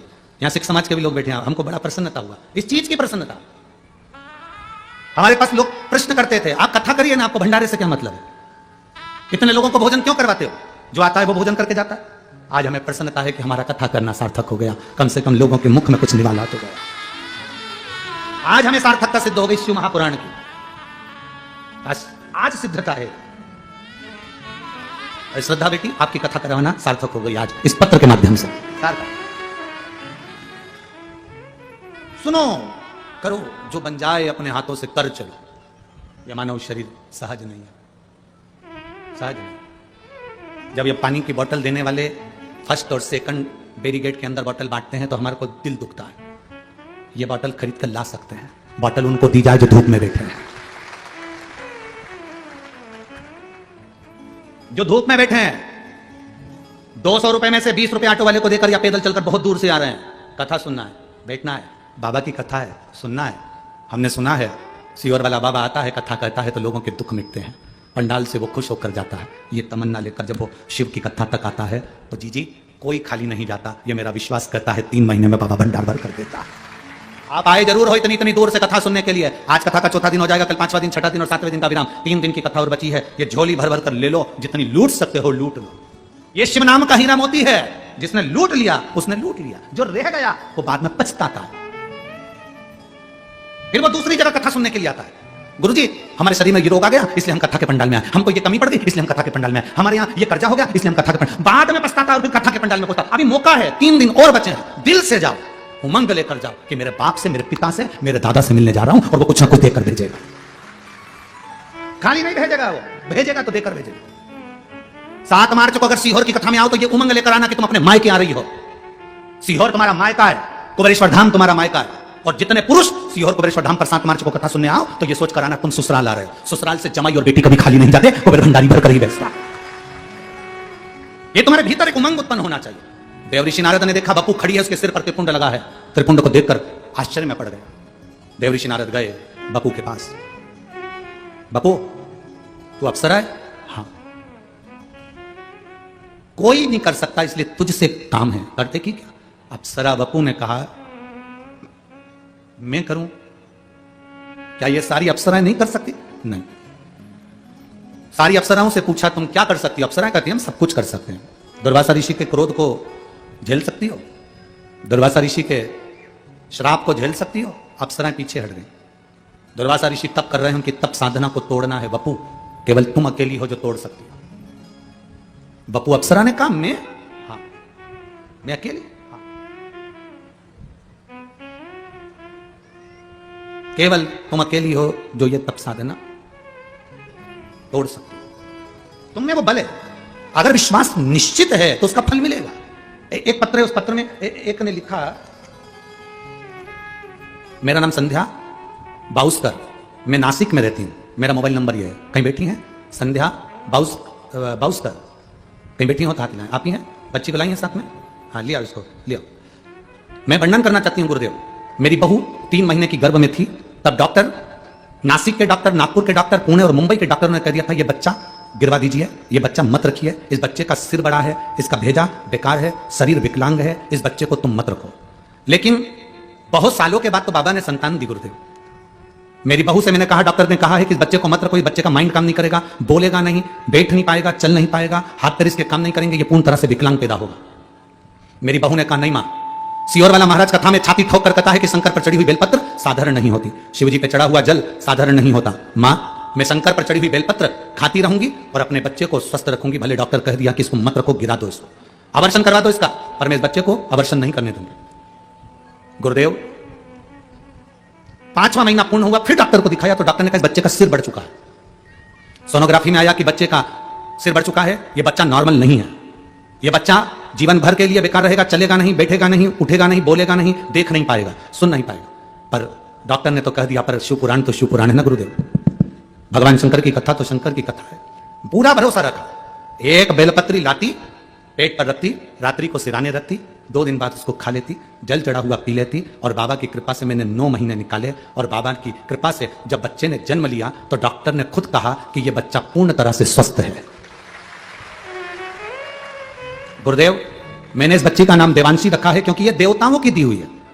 एक डॉक्टर अगर कहता कि इस बच्चे को मत रखो, परंतु प्रत्येक डॉक्टर ने कहा कि इस बच्चे को मत रखो, यह बच्चा बेकार है, इसको गिरा दो, परंतु नहीं गुरुदेव, बाबा की कृपा से मेरे को स्वस्थ बच्चा हुआ। मैं आज उसको यहां प्रणाम करने के लिए नासिक से लाई हूं, बाबा के चरणों को प्रणाम करने के लिए। शिव तत्व है, अवघड़ी है शंभु, एक विश्वास, रिटर्न बढ़ाओ रिटर्न, एक विश्वास जागृत हो। प्रणाम करो, प्रणाम करो।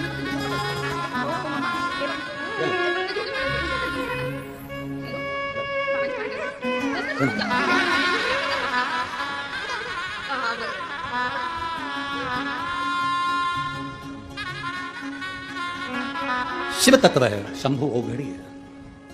और लुटा दिया भंडार काशी वाले, कर दिया माला काशी वाले, लुटा दिया भंडार काशी वाले, कर दिया माला काशी वाले। मिले कथा सुनो, 100, 150, 500, 250 किलोमीटर की दूरी पर भी हो तो सुनने चले जाओ। 5 फरवरी से 9 फरवरी तक झारखंड में जमशेदपुर में काजू बागान में कथा होगी, 2 बजे से 5 बजे तक, पतालेश्वर शिव महापुराण कथा सुनना, उसको 5 दिन की है। जो नीचे नहीं बैठ पाते वो भी अच्छे से सुनना, और उस बीच में तुम करके देखना जो उपाय उसमें बताए जाए, हड्डी की मजबूती के लिए जो बताया जाए उसको करना। और 5 दिन के बाद एक मैसेज जरूर डालना कि हमारे पांव चलना प्रारंभ हुए कि नहीं हुए, हमारा वॉकर छूटा कि नहीं छूटा, हम लोग अच्छे से चल पा रहे हैं कि नहीं चल पा रहे, बैठ पा रहे कि नहीं बैठ। सुनो उस कथा, पतालेश्वर महादेव कथा, पतालेश्वर शिव पुराण कथा 5 दिन चलेगी वो, 5 तारीख से 5 फरवरी से 9 फरवरी तक, 2 बजे से 5 बजे तक आस्था चैनल पर है। जमशेदपुर झारखंड, और जो झारखंड के लोग हैं वो सुने, झारखंड और बिहार के आसपास के जितने क्षेत्रवासी सुनो, धारण करो। अपने जीवन की एक सार्थकता से कोई नहीं कर सकता, बपू तुम कर सकती हो। चलो, बपू ने कहा क्या काम है, दुर्वासा ऋषि का तप साधना को तोड़ना, उसमें तो वो श्राप दे देंगे, हाँ, पर आपका चेहरा बता रहा है कि आप वो तप साधना को तोड़ने के बाद भी आपके चेहरे पर कोई सल नहीं आएगा, आप झेल सकते हैं। घर में जो बहन भाई होते हैं, एक बहन भाई ऐसा होता है जो सबकी सुनने को तैयार रहता है। ए भैया तू चले जा, पापा मारेंगे, तेरे को कुछ नहीं कहेंगे। तेरे को क्यों नहीं कहेंगे? क्योंकि तू है ना बहुत, तू पापा को पटा लेगा, तो पापा को अच्छे से रिझा लेगा। कोई कोई बहन ऐसी होती, कोई कोई बुआ, काका, काकी, नाना, मामा, मामी, कोई ऐसा होता है, कोई ऐसा होता है परिवार में, उसको आगे कर दिया जाता है, तू चले जा, उसको गॉड गिफ्ट होता है। जैसे भीम, एक राक्षस खाने के लिए आया, मेरा आहार है, भोजन दो। कुंती ने मना कर दिया, मैं अपने बच्चों को नहीं दूंगी। कोई नहीं गया। पांडु कुमार ने भी मना कर दिया, मैं अपने बच्चों को नहीं दूंगा। दोस्त ने रख लिया, दोस्त ने रख लिया, बचाए भीम अकेला, भीम को आगे कर दिया, तू चले जा। पर उस पर गॉड गिफ्ट थी, राक्षस उसे खाने आया तो वो राक्षस को निपटा दिया। किसी किसी को गॉड गिफ्ट होती है, कोई कितनी आप शब्द कह दे, कोई कितना ही तना दे दे, कोई कितनी गाली दे दे, कोई कितना ही बोल ले, वो निठल्ला बड़ी आराम से सुनता रहता, पापा बोलो। पापा भी कह देते कैसा कैसी औलाद पैदा करी है तुमने, तुम माँ भी कह देती शिव पुराण सुन के हुई है, शिव पुराण सुन, बड़ी मजबूत है। अब ये डॉक्टर और कह दे कि साहब ये बच्चे को मत रखो, और उसके बाद भी ये बच्चे अगर जन्म ले लिए तो ये अकाल मृत्यु, वो मरे जो काम करे चंडाल का, और काल उसका क्या बिगाड़े जो भक्त हो। अब शिव जी रखे इसको।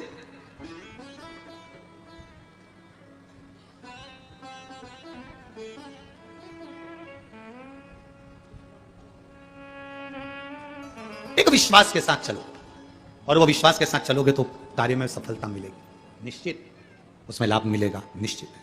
बपू गई, चलो। अब शंकर का भक्त कैसा होता है, शिव का उपासक कैसा होता है? लोग कहते हैं जो पानी चढ़ा रहा है केवल उस तक सीमित है शिव पुराण, नहीं, जो पानी चढ़ा रहा है उसकी 71 पीढ़ी तक सीमित है शिव महापुराण की। उसकी 71 पीढ़ी तक शिव महापुराण की कथा निश्चितता देती है। और वो यहां बपू अप्सरा की कथा कर रही है, बपू अप्सरा की कथा। उसने अपनी वाणी से दुर्वासा ऋषि के पास में खड़े होकर गाना प्रारंभ करा। जब वाणी से गाना प्रारंभ करा, जैसे ही उसने गीत गाया, गाते से ही दुर्वासा ऋषि के नेत्र खुल गए, क्रोध में आ गए। क्रोध, ये कौन है जिसने मेरे तप को, मेरी साधना को, मेरी आराधना को तोड़ दी?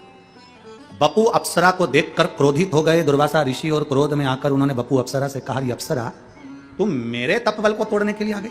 मैं तुझे श्राप देता हूं, 16 साल तक तू पक्षी बनकर घूमेगी।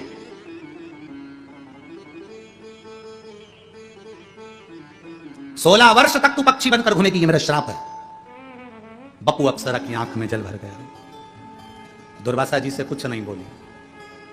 जिसका त्रिपुंड मस्तक पर लगा था, जिसका वो गुणगान करती थी, उस शिव को याद किया। शिव को तुम्हें अगर कोई गाली दे, शंकर के भक्तों से निवेदन है, शिव के उपासकों से निवेदन है, कोई तुम्हें गाली दे, तुम जवाब मत दो। तुम्हारा जवाब तुम्हें नहीं देना है, तुम्हारा जवाब वो रब देगा, तुम्हारा जवाब वो भोले नाथ देगा। तुम्हें जवाब नहीं देना। कोई तुम्हें अपशब्द कहे, जवाब वो देगा।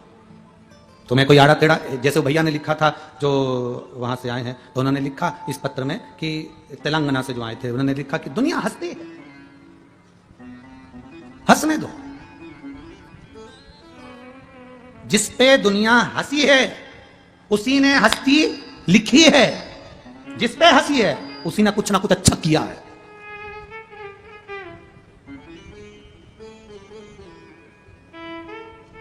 जिस पे दुनिया हंसी, ताने का से अपशब्द कहा, उसी ने दुनिया में कुछ ना कुछ परचम फैलाया। जितनी गाली पड़ती है, उतनी ध्वजा ऊपर जाती है। और फिर याद रखना, जितनी पतंग ऊपर जाती है, उसको काटने वालों की संख्या बढ़ जाती है। पतंग जितनी ऊंची जाएगी, पड़ोस की छत पे जितने खड़े होंगे, वो अपनी पतंग से ऊंची वाली पतंग को काटने का प्रयास करेंगे। तुम्हारा नाम जितना ऊंचा जाएगा, अड़ोसी पड़ोसी की छत तैयार है। घबराना नहीं, परंतु जवाब तुम्हें नहीं देना। जवाब देगा वो जिसका हम भजन कर रहे हैं। जो तुमको चाहता है, तुम जिसको चाहती हो, तुम्हारा जो आपस में प्रेम है, जिससे तुम बहुत दिल से प्रेम करते हो, और वो तुम्हारे साथ चल रही हो, और कोई गाड़ी वाला उसको टक्कर मार के चले जाए, तो वो झगड़ा करेगी क्या? बोलो तो जम के। नहीं। झगड़ा कौन करेगा? बेरू। जगदम्बा नहीं बोलेगी। जगदम्बा तो ओ माँ। अब भेरू ने कहा क्या हुआ? वो टक्कर मार के गया। रुक जा, उसने गाड़ी दौड़ाई, पकड़ा, चल और 2 हथियार रख के। उसने पूछा, टक्कर तो उसको लगी थी, तू मुझे क्यों मार रहा है? उसने कहा वो मेरे दिल में बसी थी, जिसको टक्कर लगी थी। तो तू क्यों मार रहा है? वो मेरे दिल में है। तो वो मारे ना, वो नहीं मारेगी, मैं मारूंगा, क्योंकि मैं उससे दिल लगा बैठा हूं। बस तुम महादेव पर जल चढ़ाओ। तुम महादेव के दिल में बैठे, महादेव तुम्हारे दिल में बैठा, तुम्हें टक्कर लगेगी तो जवाब वो देगा। तुम्हें जवाब नहीं देना, जवाब वो देगा। वो